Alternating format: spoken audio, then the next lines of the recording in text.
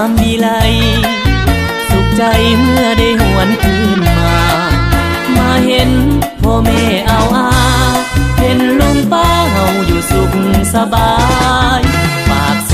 ใต้ฟ้าสีใหม่อาถรรพ์สิ่งใสร่วมเป็นใจอันเดียวน้ำใจชาวเมืองปากเสหักแพงกันสูงส่งมั่นคงเหมือนภูบาเจียง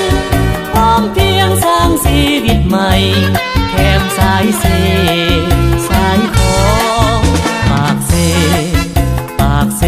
แดนแห่งคนหารรักษาถิ่นฐานบ้านเกิดเท่านี้รักเสเหมือนดังสีดีเพื่อเกียรติศักดิ์ศรีคนเสโดนอาจหาร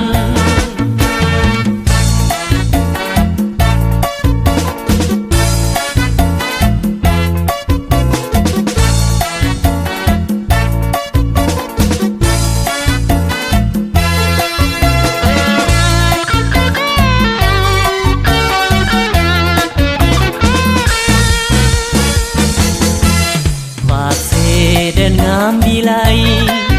สุขใจเมื่อได้หวนคืน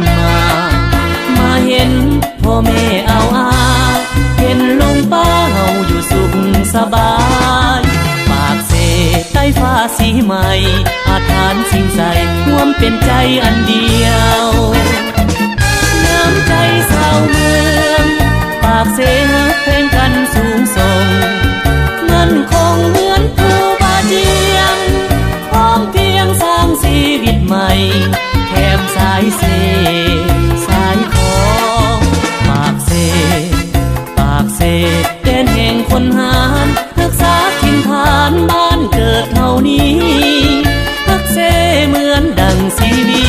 เพื่อเกียรติศักดิ์ศรีคนเสโดนอาจหาร